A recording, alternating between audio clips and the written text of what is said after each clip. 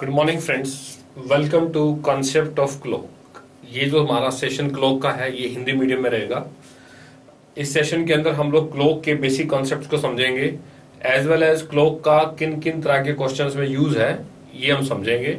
Clock एक काफी important topic होता है रीजनिंग के अंदर, बैंकिंग के अंदर, एसएससी के अंदर। एक या दो क्वेश्चन क्लॉक के टॉपिक से आ जाते हैं और एज वेल एज मैथमेटिक्स के अंदर भी इसका इंपॉर्टेंट रोल है। टाइम, स्पीड एंड डिस्टेंस पर बेस्ड है ये चैप्टर हमारा। तो एक या दो क्वेश्चन एक्सपेक्टेड होते हैं क्लॉक का टॉपिक से किसी भी कॉम्पिटिटिव एग्जाम के अंदर। क्लॉक के टॉपिक को समझने से पहले सबसे पहला जो कॉन्सेप्ट हम समझेंगे, एक्चुअल में क्लॉक क्या होती है। ये क्लॉक है, ठीक है।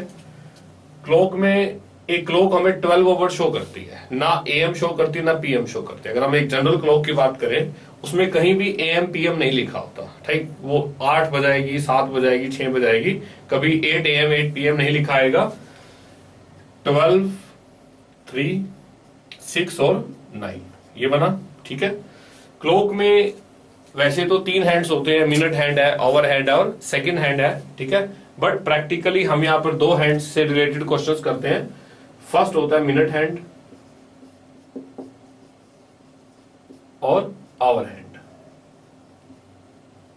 टॉपिक को स्टार्ट करने से पहले हम ये समझेंगे मिनट हैंड और ओवर हैंड की स्पीड्स कैसे निकाली जाती है। जनरली बुक्स में एक स्टैंडर्ड रिजल्ट दिया होता है, बट हमें पता होना चाहिए ये कैसे निकलेगा, क्योंकि अगर क्वेश्चन में कोई वेरिएशन कर दी जाए तो कॉन्सेप्ट क्लियर है तो आप अपना आंसर निकाल सकते हैं। मिनट हैंड कितने टाइम में एक राउंड कंप्लीट करता है सभी को मालूम है, 1 आवर के अंदर। और पूरा एंगल कितने डिग्री का होता है, 360। मतलब मिनट हैंड 1 आवर में 360 डिग्री ट्रेवल करेगा। 1 आवर में कितने मिनट हुए, 60 मिनट में 360 डिग्री ट्रेवल किया, मतलब 1 मिनट में कितना डिग्री ट्रेवल किया, 6 डिग्री। तो क्या किया जा सकता है, speed of minute hand is 6 degree पर minute. That is our first point. किसी भी क्लॉक के अंदर, चाहे वो कैसी भी क्लॉक है, मिनट हैंड की स्पीड कितनी होगी, 6 डिग्री पर मिनट। सेकंड पॉइंट होता है स्पीड ऑफ आवर हैंड। अब आवर हैंड एक राउंड पूरा करने में कितना टाइम लेता है, 12 आवर्स। क्योंकि 12 आवर्स के बाद में ओवर हैंड अगर यहाँ 12 से स्टार्ट होगा तो 12 आवर्स के बाद में दोबारा से वापस 12 पे आ जाएगा। फिर 12 आवर्स में कितना डिग्री ट्रेवल करेगा, 360 डिग्री। 1 आवर में कितना डिग्री हुआ, 30 डिग्री। अब 1 आवर में कितने मिनट है, 60 मिनट। 60 मिनट में कितना डिग्री ट्रेवल किया, 30 डिग्री। मतलब 1 मिनट में डिग्री ट्रेवल हो जाएगा 30/60, जिसे हम कहते हैं 1/2 डिग्री। तो speed of hour hand, speed of hour hand कितना हो जाएगा, 1/2 डिग्री पर मिनट। ये 2 चीजें आपको याद रखनी है। स्टैंडर्ड रिजल्ट्स हैं, बुक्स में जनरली लिखा भी होता है कि मिनट हैंड का स्पीड कितना होता है, 6 डिग्री पर मिनट, और ओवर हैंड का स्पीड कितना होता है, 1/2 डिग्री पर मिनट। अब जनरली क्लॉक मूव करती है तो मूव करने में दोनों हैंड्स का डायरेक्शन क्या होता है, क्लॉकवाइज होता है। दोनों हैंड्स का डायरेक्शन क्या होता है, क्लॉकवाइज, ठीक है। क्लॉकवाइज से क्या मतलब है कि दोनों हैंड्स ऐसे मूव करेंगे, राइट। तो क्लॉकवाइज का मतलब है दोनों सेम डायरेक्शन में जा रहे हैं, चाहे क्लॉकवाइज हो एंटी क्लॉकवाइज हो, दोनों का डायरेक्शन तो सेम ही है, ठीक है। तो दोनों सेम डायरेक्शन में आ रहे हैं। अब हमने टाइम, स्पीड, डिस्टेंस के अंदर एक बेसिक कॉन्सेप्ट समझा था, कॉन्सेप्ट ऑफ रिलेटिव स्पीड, ठीक है। तो हम ये कह सकते हैं मिनट हैंड और ओवर हैंड की रिलेटिव स्पीड कितनी हो जाएगी, क्योंकि दोनों का सेम डायरेक्शन है तो हम इसे लिख देंगे 6 - 1/2, जिसे हम कह देंगे 11/2 डिग्री पर मिनट। ये स्टैंडर्ड चीजें आपने याद रखनी है। पहली चीज, मिनट हैंड की स्पीड 6 डिग्री पर मिनट। सेकेंड, ओवर हैंड की स्पीड 1/2 डिग्री पर मिनट। और तीसरी चीज कि रिलेटिव स्पीड कितनी होगी, 11/2 डिग्री पर मिनट, ठीक है। अब इसके बाद में हम फर्स्ट वैरायटी के क्वेश्चन से स्टार्ट करते हैं। फर्स्ट वैरायटी का क्वेश्चन होता है कि कोई भी टाइमिंग आपको दे दिया जाए और आपसे पूछा जाएगा बताओ मिनट हैंड और ओवर हैंड के बीच में एंगल कितने डिग्री का है, ठीक है। तो पहला क्वेश्चन क्या है, how to find angle between minute hand and hour hand. First question है मिनट हैंड और ओवर हैंड के बीच में आपको एंगल फाइंड करना है कितने डिग्री का है, ठीक है। अब इसको करने के लिए हमारे पास में 2 मेथड्स हैं। एक मेथड शॉर्टकट मेथड है, दूसरा मेथड एक कॉन्सेप्ट है। पहले कॉन्सेप्ट से समझ लें, फिर शॉर्टकट मेथड को यूज करके हम डायरेक्टली आंसर कर सकते हैं कि मिनट हैंड और ओवर हैंड के बीच में कितने डिग्री का एंगल होगा। मान लीजिए आपको लिख दिया टाइमिंग है 3:45 और हमें ये फाइंड करना है 3:45 पे मिनट हैंड और ओवर हैंड के बीच में कितने डिग्री का एंगल है, राइट। तो ऐसे क्वेश्चंस करने के लिए हम कैसे स्टार्ट करते हैं, आप पहले देखो 3 o'clock पे क्या पोजीशन थी। 3 o'clock पे हमें क्लियर है ये 3, ये 12, मिनट हैंड कहां पर होगा 3 पे, ओवर हैंड कहां पर होगा 12 पे। ये हमारी 3 o'clock की पोजीशन होती है, ठीक है। अब हमें ये पता है 1 आवर में ओवर हैंड 30 डिग्री जाता है, तो 3 आवर में कितना जाएगा 90 डिग्री। तो ये एंगल कितना है 90 डिग्री का, ठीक है। तो पहला काम क्या है, जो भी टाइमिंग में आपको एंगल में हैंड्स फाइंड करना है, हैंड्स में एंगल फाइंड करना है, उस टाइमिंग में जो कंप्लीट है, जैसे 3:45 है तो आप ये देख लो 3 o'clock पे क्या पोजीशन है 90 डिग्री। तो हम ये कह देंगे 3 o'clock पे जो एंगल है दोनों हैंड्स के बीच में कितने डिग्री का है 90 डिग्री का, फर्स्ट स्टेप। अब सेकंड स्टेप में थोड़ा सोचना पड़ेगा। देखो मिनट हैंड की स्पीड कितनी थी 6 डिग्री पर मिनट, ये हमारा मिनट हैंड है, इसकी स्पीड है 6 डिग्री पर मिनट। हमें कितने मिनट जाना है 45 मिनट, क्योंकि 3 o'clock पे तो यहां पर था। अब 45 मिनट में कितने डिग्री जाएगा 45 इंटू 6 कितना हो जाएगा ये 270 डिग्री। मतलब मिनट हैंड जो 3 o'clock पे यहां पे था 3:45 पे कहां जाएगा 270 पे, 90, 180 और 270, ये पोजीशन यहां पर हो जाएगी, ये इसकी न्यू पोजीशन आ गई, ठीक है। अब ओवरहेड को भी मूव करना है। ओवरहेड की स्पीड कितनी थी 1/2 डिग्री पर मिनट, मतलब ओवरहेड 45 मिनट्स में कितना जाएगा 45 इंटू 1/2 22.5 डिग्री, ठीक है। मतलब जो ओवरहेड 90 पे था अब वो 22.5 डिग्री आगे आ गया, राइट।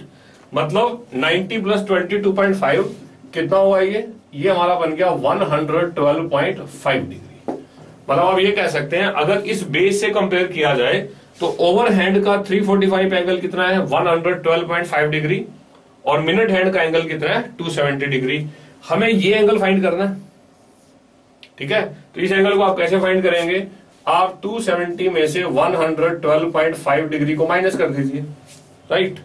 अब आप माइनस करेंगे तो कितना आएगा, माइनस करेंगे तो 157.5 डिग्री आ जाएगा। ये हमारे क्वेश्चन का आंसर हो गया। क्या प्रोसेस है, हमें आंसर निकालना है मिनट हैंड और ओवर हैंड के बीच में कितने डिग्री का एंगल है। रूल बिल्कुल सीधा होता है, अगर हम कॉन्सेप्ट से जाए तो आपके पास में जितना टाइमिंग दे रखा है उसमें कंप्लीट आवर देख लीजिए, 3 आवर्स है तो 3 o'clock पे एंगल 90 डिग्री का होता है, ठीक है। अब आपको मिनट हैंड और ओवर हैंड दोनों को मूव करना है, ठीक है। अगर आप मिनट हैंड को मूव करेंगे तो मिनट हैंड का स्पीड कितना था 6 डिग्री पर मिनट, तो 45 मिनट्स में कितना जाएगा 45 इंटू 6 जो 270 डिग्री के बराबर हो जाएगा, राइट। ऐसे अगर हम ओवर हैंड की बात करेंगे तो ओवर हैंड हमें पता है 3 o'clock पे 90 डिग्री पे था जिसका स्पीड 1/2 डिग्री पर मिनट है, तो हमने उसे 45 मिनट्स में 22.5 जाएगा। अब 90 प्लस 22.5 जोड़कर टोटल कितना हो गया 112.5। टोटल एंगल कितना है 270, उसमें से 112.5 आप माइनस कर दीजिए 157.5 डिग्री, ये हमारे क्वेश्चन का आंसर हो जाएगा, ठीक है। अब इसको करने का एक शॉर्टकट मेथड भी है, उसे भी आप ध्यान रखिए। इसको मैं एक क्वेश्चन और भी दूंगा आपको, सो दैट और दोनों मेथड से कर लेंगे तो आपको याद हो जाएगा। देखो शॉर्टकट मेथड क्या कहता है, अगर टाइमिंग ए बी है, ए बी मतलब ए बजकर बी मिनट है, ठीक है। तो आपको अगर एंगल फाइंड करना है मिनट हैंड और ओवर हैंड के बीच में तो आप इसे लिख देंगे 30A माइनस 11/2B, ये स्टैंडर्ड आंसर है। मतलब किसी भी क्वेश्चन के अंदर टाइमिंग अगर ए बी है, मतलब ए बजकर बी मिनट है, ए आवर्स और बी मिनट्स है, आपको दोनों हैंड्स के बीच में एंगल फाइंड करना है तो आप क्या लिखेंगे 30A minus 11/2 into B, right. अब इसको आप कैसे सोल्व करेंगे, ए कितना है यहाँ पर 345 के हिसाब से मुझे सोल्व करना है, तो ए का वैल्यू कितना है 3 और बी का वैल्यू कितना है 45, तो हमें आंसर करना है। तो आप क्या करेंगे 30 इंटू 3 कितना हुआ 90 माइनस 11/2 इंटू 45, राइट।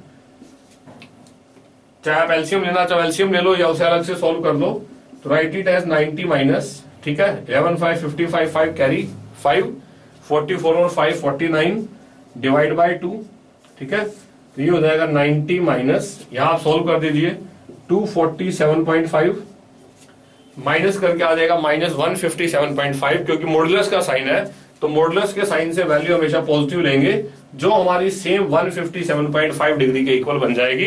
ये हमारे क्वेश्चन का आंसर हो जाएगा, ठीक है। तो क्या करते हैं, या तो क्वेश्चन को आप इससे सोल्व कर सकते हैं या आप इस स्टेट फार्मूला यूज करेंगे 30a minus 11/2 into B, right. एक और एग्जांपल लेंगे बेटर अंडरस्टैंडिंग के लिए। मान लीजिए टाइमिंग आपको दे रखा है 740, टाइमिंग कितना की बना है 740, और आपको ये बताना है 740 के ऊपर दोनों हैंड्स के बीच में एंगल कितने डिग्री का है। पहले कॉन्सेप्ट से लेके चलें, क्लॉक है, ठीक है, 7 o'clock, 6 और 7, ठीक है। ये हमारे पास क्या है, मिनट हैंड, ओवर हैंड यहां पर है, राइट। अब हमें पता है 1 आवर में ओवर हैंड कितना जाएगा 30 डिग्री, तो 7 आवर्स में कितना जाएगा 210, मतलब इनिशियल एंगल कितने डिग्री का है 210 डिग्री का। अब पहले 40 मिनट्स में हमें किसको मूव करना है, मिनट हैंड को। अब मिनट हैंड 1 आवर में कितना डिग्री जाता है, वो 1 मिनट में 6 डिग्री, 40 मिनट में कितना जाएगा 40 इंटू 6, जो 240 डिग्री के इक्वल हो जाएगा, ठीक है। 240 डिग्री मतलब ये यहां से टर्न अप होके ऐसी पोजीशन पर आ जाएगा जिसका एंगल कंप्लीट के साथ में कितने डिग्री का है 240 डिग्री का, ये आप कह सकते हैं, राइट। अगली चीज जो ओवर हैंड है, ओवर हैंड को भी 40 डिग्री, ओवर हैंड को भी 40 मिनट्स जाना है। ओवर हैंड की स्पीड कितनी है 1/2 डिग्री पर मिनट, मतलब 40 मिनट्स में कितना जाएगा 20 डिग्री। अब ये 20 डिग्री जाएगा तो 210 ऑलरेडी था, 20 डिग्री और चला गया, राइट। तो 20 डिग्री जाने के बाद में अब ये एंगल टोटल कितना हो गया 230, कंप्लीट एंगल 240 है और ओवर हैंड का 230 है, तो दोनों के बीच में कितना एंगल है 10 डिग्री। तो आंसर कितना कर देंगे, मिनट हैंड और ओवर हैंड के बीच में एंगल कितने डिग्री का हो जाएगा 10 डिग्री का, जो हमारे क्वेश्चन का आंसर होगा, ठीक है। इसी क्वेश्चन को अगर हम अपने शॉर्टकट फॉर्मूले से फाइंड करें, ए बी, फॉर्मूला क्या था 30a minus 11/2 into B, right. अब देखिए ए का वैल्यू कितना है 7 और बी का वैल्यू कितना है 40, तो आप इसे क्या लिखेंगे 30 इंटू 7 माइनस 11/2 इंटू 40, कितना हुआ ये 210 माइनस 220, इसे आप सोल्व करिए, माइनस मॉडुलस ऑफ 10 जो 10 के इक्वल हो जाएगा। तो आप क्या कह सकते हैं, मिनट हैंड और ओवर हैंड के बीच में एंगल कितने डिग्री का होगा 10 डिग्री का, ये हमारे क्वेश्चन का आंसर बनेगा। तो ये इसमें फर्स्ट टाइप ऑफ क्वेश्चन है, कोई भी टाइमिंग आपको दिया हुआ है उस टाइमिंग के ऊपर अगर आपने एंगल फाइंड करना है तो हम इस फॉर्मूले को यूज करके एंगल फाइंड कर सकते हैं। ये अंडरस्टैंड करने के बाद में सेकंड पॉइंट को समझेंगे। सेकंड पॉइंट के अंदर हमारे पास में 3 स्टैंडर्ड पॉइंट्स हैं, 3 स्टैंडर्ड चीजें हैं जो कई बार डायरेक्ट एग्जामिनेशन में पूछी जाती हैं। पहली चीज, how many times in an hour minute hand and hour hand meet or you may call it coincide. In an hour minute hand and hour hand कितनी बार मीट करते हैं, तो इस क्वेश्चन का स्टैंडर्ड आंसर है दोनों एक बार मीट करेंगे, 1 टाइम, ठीक है। अगर आप क्लॉक को चेक करके देख लीजिए या जनरल भी समझेंगे तो दोनों कितनी बार मीट करेंगे, एक बार, ठीक है। बट अगर आपसे पूछा जाए 1 आवर की जगह पर अगर 12 आवर में पूछा जाए 12 आवर्स में कितनी बार मीट करेंगे, ठीक है। क्वेश्चन क्या है, आपसे ये पूछा जाए कि 12 आवर्स में मिनट हैंड और ओवर हैंड कितनी बार मीट करेंगे, तो उस केस में आपका आंसर हो जाएगा 11 टाइम्स। 12 टाइम्स नहीं करेंगे, ये रॉन्ग हो जाएगा। क्या रीजन है वो भी पहले समझे एक बार। देखो रीजन बिल्कुल सीधा है, जैसे आपने ये क्लॉक स्टार्ट किया, जब क्लॉक स्टार्ट हुई इनिशियल टाइम पर दोनों हैंड्स यहां पर थे, अब 12 से 1 के बीच में वो कहीं मीट नहीं करेंगे, स्टार्टिंग में मीट कर रहे हैं, मतलब एक बार यहां मीट करा और 12 से 1 के बीच में उन्होंने कहीं भी मीट नहीं किया। उसके बाद 1 से 2 में, 2 से 3 में हर बार वो एक बार मीट करेंगे, और ऐसे ही 10 से 11 के बीच में एक बार मीट करेंगे, ठीक है। तो यहां से यहां तक उनकी 10 टाइम्स मीटिंग होंगी, और 11 से 1 के बीच में वो ओनली एक ही जगह मीट करते हैं 12 बजे। इसका मतलब 10 बार वो और एक बार ये 11 बार। तो हम क्या कह सकते हैं कि 12 आवर्स के अंदर मिनट हैंड और ओवर हैंड कितनी बार मीट करेंगे, 11 टाइम्स। 11 टाइम्स हमारे क्वेश्चन का आंसर होगा, ठीक है। या आप एक जनरल चीज याद कर लीजिए, क्लॉक के अंदर ऐसे क्वेश्चंस कई सारे मिलेंगे आपको।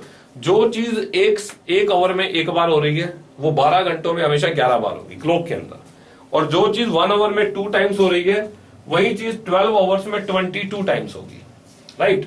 तो पहली बात समझ में आती है मीट कितनी बार करेंगे। फिर second question, how many times in an hour minute and an hour hand will B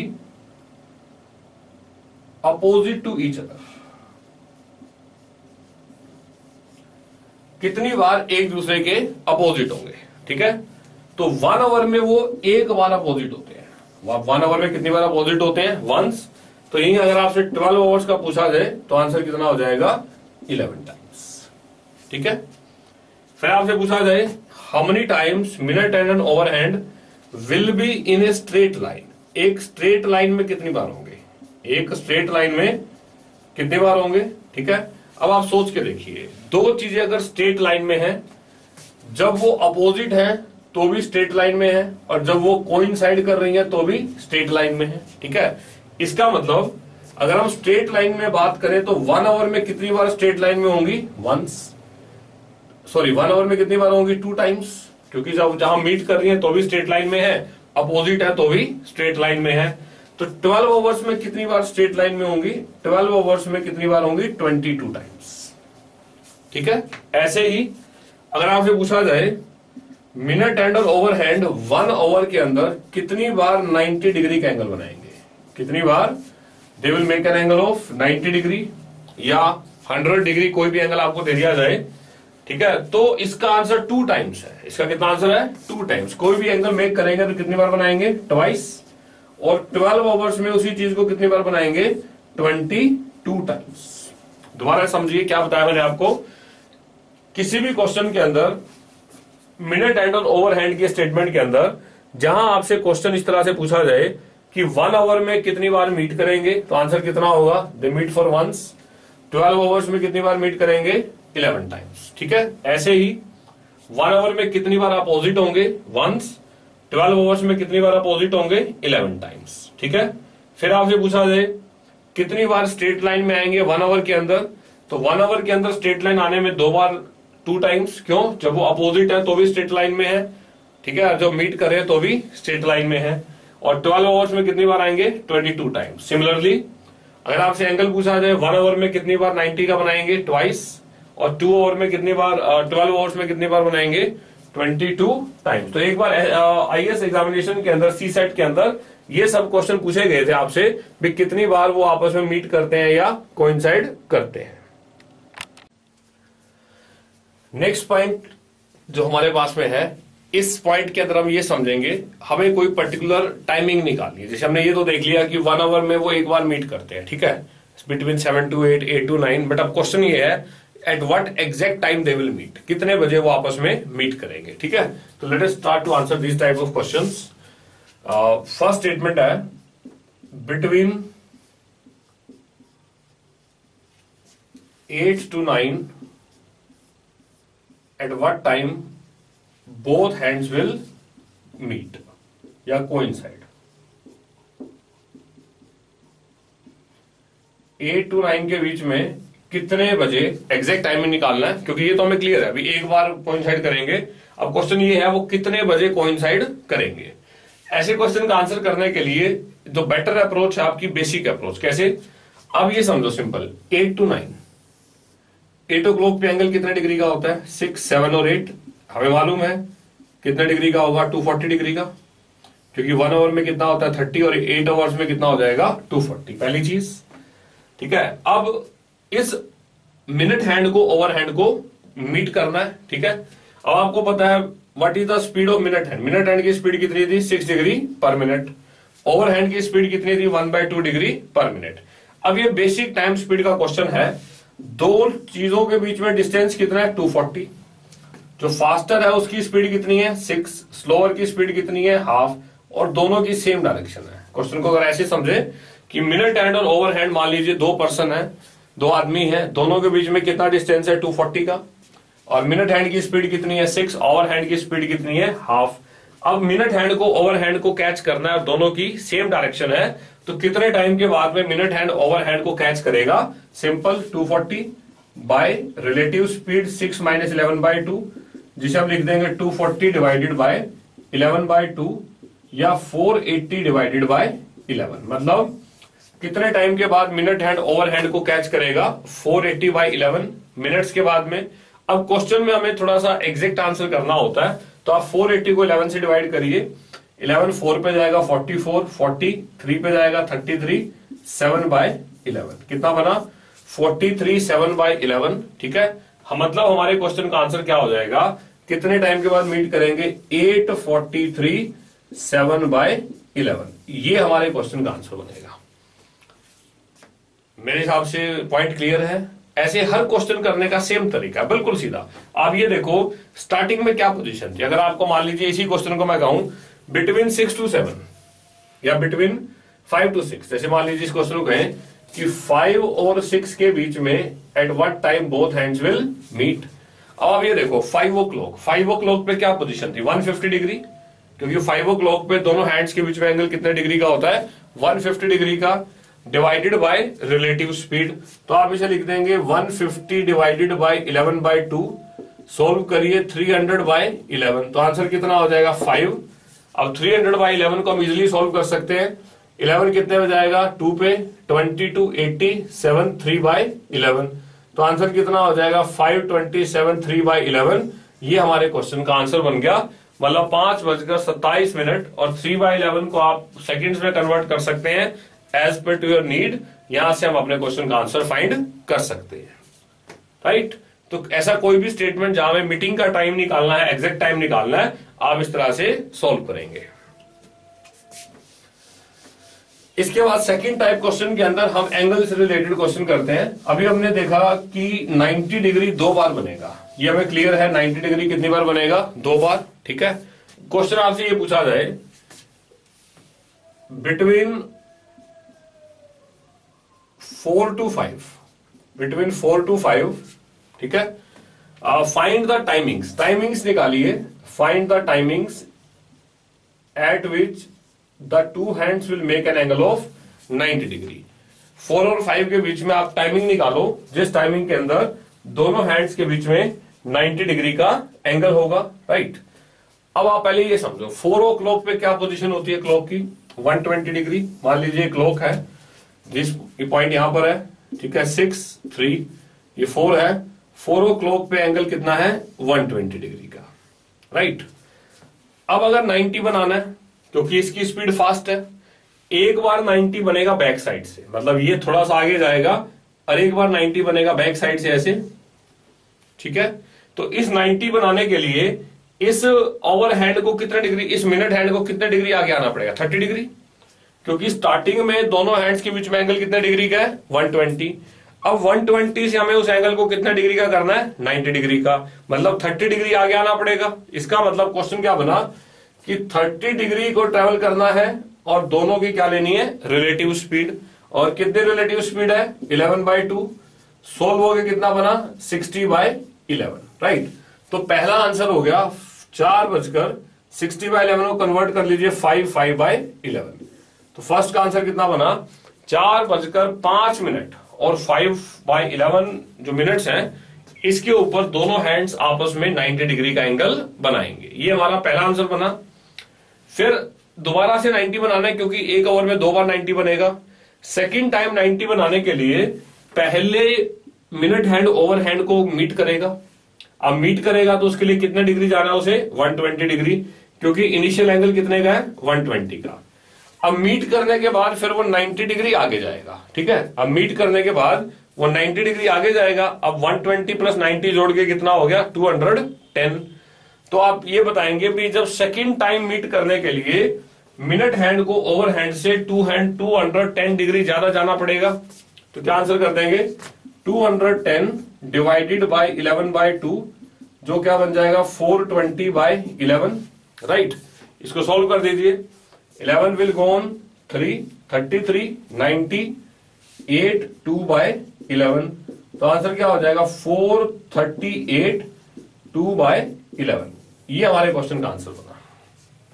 क्या कॉन्सेप्ट बना कि 4 और 5 के बीच में हमें यह बताना है कि कितने बजे दोनों हैंड्स के बीच में 90 डिग्री का एंगल होगा। ये तो हमें क्लियर है, दोनों हैंड्स के बीच में 90 डिग्री का एंगल 2 बार बनेगा, ठीक है। अब 2 बार बनाने के लिए एक बार तो बनेगा जब वो पीछे से बनाएगा, जब मिनट हैंड ओवर हैंड को अभी मीट नहीं करा, उससे पहले 90 बना लिया, और एक बार दोनों मीट करने के बाद में जब आगे निकल जाएगा मिनट हैंड, वहां 90 बनेगा।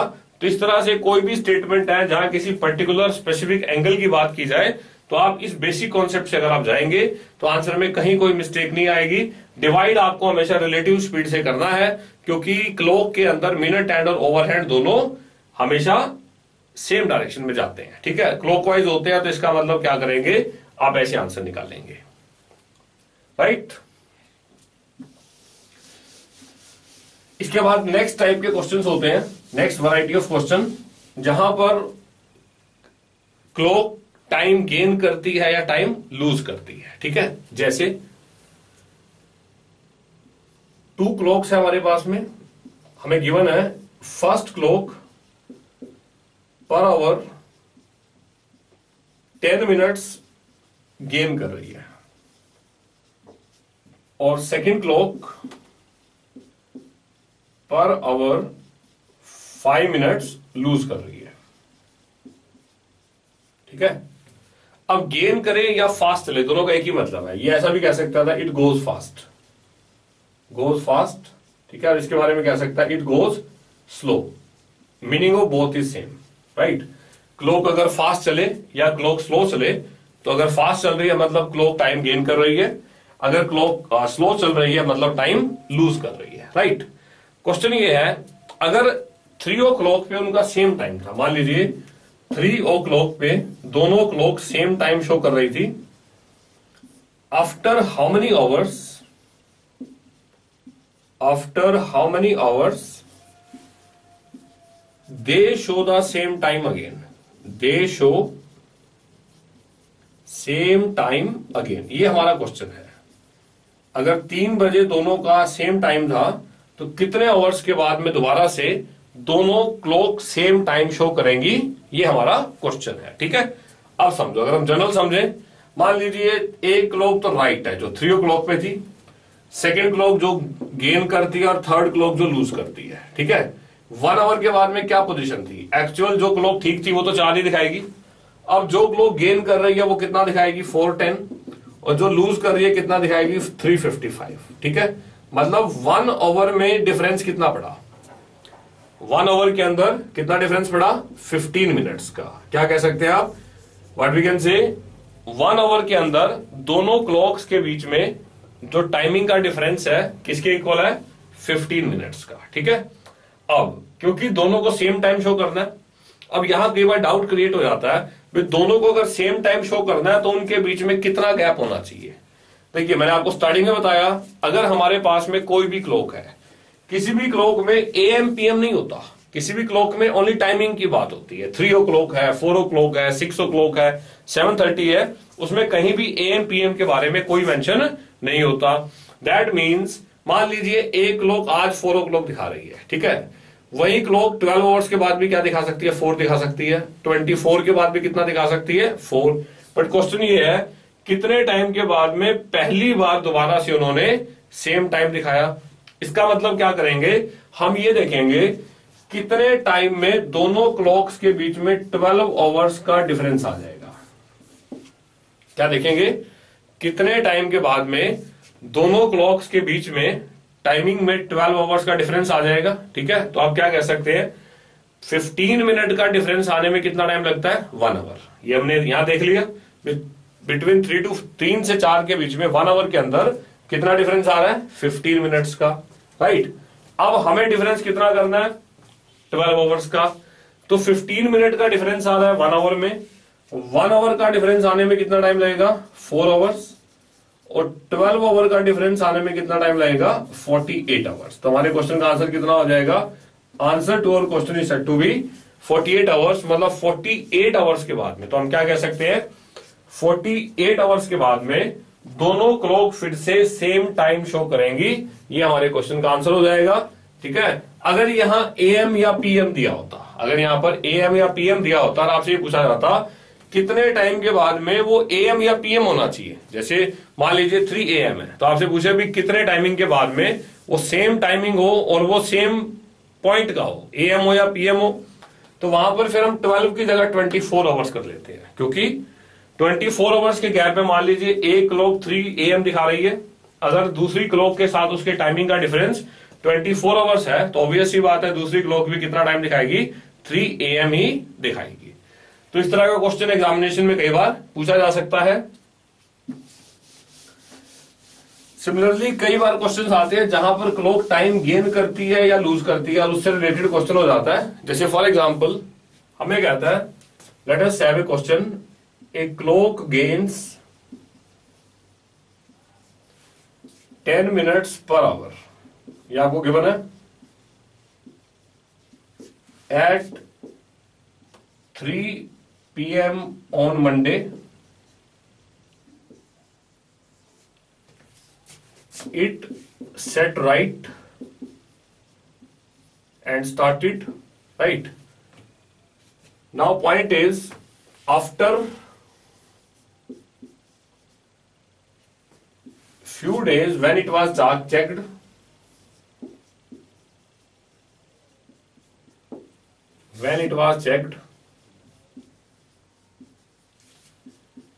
it was showing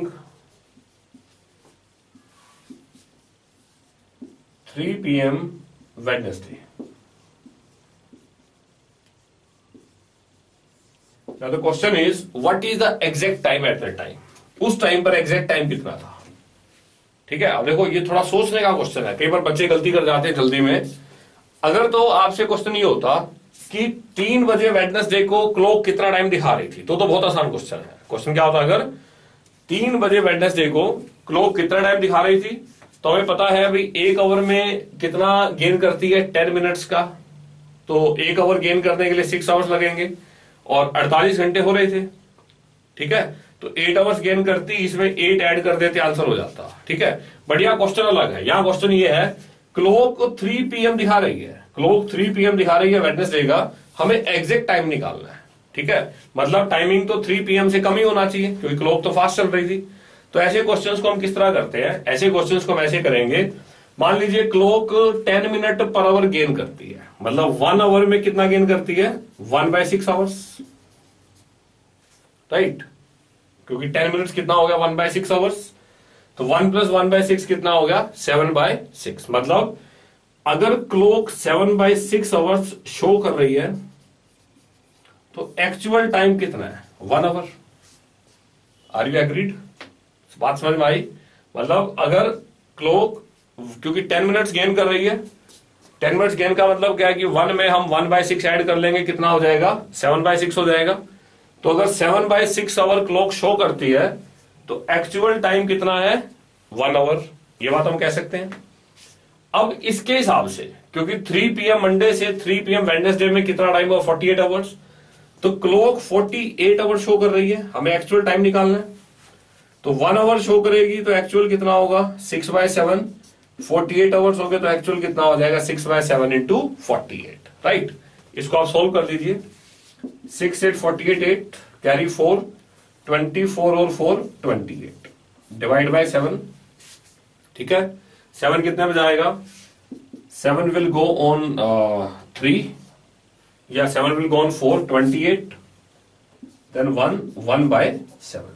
ठीक है, मतलब 41 आवर्स और 1/7। अब 41 आवर्स के हिसाब से देखें, 24 आवर्स में 3 PM ट्यूसडे हो गया। ठीक है, कितना बचा, 17, 1/7। अगले 12 आवर्स में 3 AM वेडनेसडे हो गया। देखो अगर हम इसको देखें, 41 1/7 है ना, पहले हमने इसमें से 24 और अलग करे, 12 अलग करे, 36 और 5 और 1/7। ठीक है, पहले 24 आवर्स के बाद में 3 PM ट्यूसडे हो गया, अगले 12 आवर्स के बाद में 3 AM वेडनेसडे हो जाएगा, अगले 5 आवर्स के बाद में 8 AM वेडनेसडे हो गया, और फाइनली 1/7 आवर्स है, तो हम कितना कह सकते हैं, 8 1/7 AM वेडनेसडे।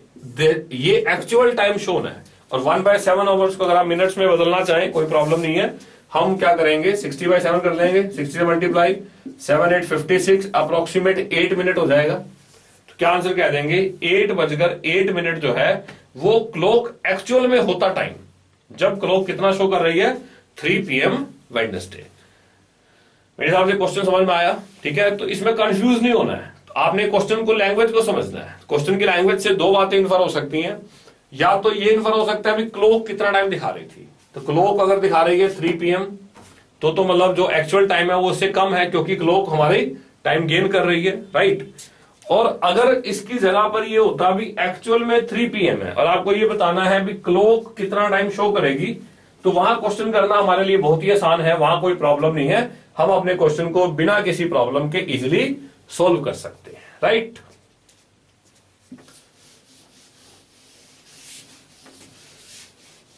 इसके बाद एक दो स्टैंडर्ड वैरायटी के क्वेश्चन और हैं, सो दैट हम उन्हें समझ लें कि जब आप अपने एग्जामिनेशन में कोई भी क्वेश्चन करेंगे तो आप बहुत इजीली अपने क्वेश्चन का आंसर कर सकते हैं, ठीक है। जैसे after how much time minute hand and hour hand meet again together. ये तो हमें पता है कि मिनट हैंड और ओवर हैंड आपस में मीट करते हैं 1 आवर में एक बार, मान लीजिए कहीं उन्होंने मीट किया हुआ है, ठीक है। अब आपको ये बताना है भी उसके कितनी देर के बाद में वो दोबारा से मीट करेंगे। कहीं एक जगह पर उन्होंने मीट किया हुआ है, आपको ये बताना है उसके कितनी देर के बाद में वो दोबारा से मीट करेंगे, ठीक है।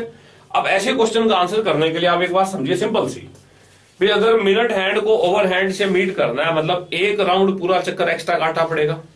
अगर हम जनरल क्लॉक में समझे, मान लीजिए दोनों एक जगह पर मीट कर रहे हैं इस पॉइंट पर स्टार्टिंग में, ठीक है। अब अगर मिनट हैंड को ओवर हैंड को दोबारा मीट करना है, क्योंकि ओवर हैंड तो इतना ही चलेगा, धीरे धीरे चलेगा, और मिनट हैंड दोबारा से एक राउंड लेगा पूरा, मतलब 360 डिग्री उसे एक्स्ट्रा कवर करना पड़ेगा। और दोनों की रिलेटिव स्पीड कितनी होती है 11/2। तो ये स्टैंडर्ड आंसर है 360 डिवाइडेड बाय 11/2, जिसे हम कहते हैं 720/11। मतलब 720/11 मिनट्स के बाद में मिनट हैंड ओवर हैंड को दोबारा कैच करेगा हर बार। ये एक स्टैंडर्ड आंसर है। 11 कितने में जाएगा 6 पे 66, ठीक है, 55 5/11। तो ये एक स्टैंडर्ड आंसर है। इतने टाइम के बाद में मिनट हैंड हमेशा ओवर हैंड को कोइंसाइड करेगा, चाहे उनका मीटिंग पॉइंट कुछ भी है, चाहे वो 4 to 5 के बीच में है। मान लीजिए 4 to 5 के बीच में कहीं मीट कर रहे हैं, आपसे 5 to 6 के बीच में निकालना है, तो आपका स्टैंडर्ड आंसर है 65 5/11 मिनट्स के बाद में वो दोनों हैंड्स दोबारा से मीट करेंगे। ओके, इसके बाद हम लास्ट वैरायटी का क्वेश्चन समझेंगे इसके अंदर, क्योंकि ये वीडियोस हमारे एसएससी बैंकिंग या किसी भी रीजनिंग के पॉइंट ऑफ व्यू से हैं। जो कैट के स्टूडेंट्स हैं उनके लिए इंग्लिश मीडियम के अंदर complete video session already available है। There I have taken few more varieties of question, 3 more complicated questions, so that if you are appearing in the CAT examination you may attempt that, right? But क्योंकि ये हमारा basic Hindi medium में हम SSC banking RRB या general जो हमारे exams हैं उनको कवर कर रहे हैं, तो उन्हीं क्वेश्चंस को लिया जा रहा है, उन्हीं वैरायटीज को लिया जा रहा है जो जनरली एग्जाम्स में पूछी जाती है। अब लास्ट वैरायटी का क्वेश्चन है, हमें कहता है कि a man leaves from his house between 7 to 8, 7 से 8 के बीच में वो अपने घर से बाहर निकला, ठीक है, and he comes back between 8 to 9, 8 और 9 के बीच में वो वापिस आ गया। एक आदमी अपने घर से 7 और 8 के बीच में निकला और 8 और 9 के बीच में वो आदमी अपने घर पे वापिस आ गया, ठीक है। और वापिस आने के बाद में उसने ऑब्जर्व किया कि both hands of the clock interchange their position, both hands of the clock interchange their position, दोनों क्लॉक के जो हैंड्स थे उन्होंने अपनी पोजीशंस को इंटरचेंज कर लिया। Both hands of the clock interchange their position, ठीक है। क्वेश्चन ये पूछा गया है कितने टाइम के लिए वो आदमी घर से बाहर रहा। दोबारा समझिए, एक आदमी अपने घर से 7 और 8 के बीच में बाहर निकलता है, ठीक है, और 8 और 9 के बीच में वो वापिस आ जाता है। अब वापिस आने के बाद में वो ये ऑब्जर्व करता है भी जहां पहले मिनट हैंड था वहां ओवर हैंड हो गया, और जहां ओवर हैंड था वहां कौन सा हैंड हो गया, मिनट हैंड। आपको ये फाइंड करना है कितनी देर के लिए वो अपने घर से बाहर रहा। ओके, अब ऐसे क्वेश्चंस को करने के लिए हमारी बेसिक अप्रोच क्या है? बिल्कुल सिंपल, और इसका स्टैंडर्ड आंसर है। अगर कंसेक्टिव आवर्स में वो घर से बाहर है तो ये आंसर फिक्स याद कर लीजिएगा। बाकी आप पहले कॉन्सेप्ट समझ लें। मान लीजिए वो 7 और 8 के बीच में घर से बाहर निकलता है, 6, 7 और 8 और 9। जब 7 और 8 के बीच में बाहर निकलेगा और 8 और 9 के बीच में वापस आ जाएगा और हैंड्स चेंज हुए हैं, तो मिनट हैंड पहले केस में 8 और 9 के बीच में होगा और ओवर हैंड 7 और 8 के बीच में होगा, ठीक है। और जब वो वापस आ गए तो ओवर हैंड यहां पे आ जाएगा और मिनट हैंड यहां पे आ जाएगा। ये बात समझ में आती है, राइट। मान लीजिए वो x मिनट के लिए घर से बाहर गया। कितने मिनट के लिए बाहर था? x मिनट के लिए। अब अगर हम क्वेश्चन को समझें, मिनट हैंड यहां से यहां पर आ गया, मिनट हैंड यहां से यहां पर आया। मिनट हैंड की स्पीड कितनी होती है? 6 डिग्री पर मिनट। तो x मिनट के लिए उसने कितना टाइम लिया? 6x। ऐसे ही अगर हम ओवरहैंड की बात करें, उसकी स्पीड कितनी होती है? 1/2 डिग्री पर मिनट। तो वो कितना हो जाएगा? x/2। और दोनों को ऐड करें तो ये कंप्लीट जो एंगल है, दोनों को ऐड किया जाए तो कंप्लीट एंगल कितने डिग्री का बन रहा है? 360 डिग्री का। क्योंकि ये जो एंगल यहां से हमने यहां तक लिया, ये कितना है? 6x। और ये एंगल आपने जो यहां से यहां तक लिया, ये कितना बना? x/2। अब 6x प्लस x/2 अगर हम कर दें तो ये वैल्यू कितनी होगी? 13x/2, जो 360 डिग्री के इक्वल है। और x कितना हो जाएगा? 720 डिवाइड बाय 13। मतलब जो आदमी है वो 720/13 मिनट्स के लिए घर से बाहर रहा। अगर हम इसको सोल्व कर दें, 13 कितने में जा रहा है? 5 पे 65, 75 पे 5/13। तो ये एक स्टैंडर्ड आंसर है। मतलब कोई भी आदमी अगर मान लीजिए वो 6 to 7 के बीच में घर से गया और 7 to 8 के बीच में घर से वापस आया, ठीक है, तो आप इसे पूछा जाए भी कितने टाइम के लिए वो घर से बाहर रहा, तो आपका आंसर स्टैंडर्डली कितना होगा? 55/13 मिनट्स। आई होप आपको ये सारी बात समझ में आई। तो ये हमारे क्लॉक का सेशन था जिसके अंदर हमने क्लॉक की डिफरेंट वैरायटीज ऑफ क्वेश्चन को समझा। आपसे 2 सिंपल सी एक्सपेक्टेशंस हैं वीडियो सुनने के बाद में, इतना तो आप कर ही सकते हैं। एक तो आप वीडियोस को अपने फ्रेंड्स के साथ शेयर करिए जो कोचिंग की तैयारी कर रहे हैं, किसी कोचिंग में ज्वाइन किया हुआ है, आपके क्लासमेट्स हैं, आपके कलीग्स हैं। और सेकंड थिंग, वीडियोस के नीचे कमेंट्स करिए, लाइक्स करिए, सो दैट ये ज्यादा से ज्यादा बच्चों तक पहुंच पाए। Thank you very much.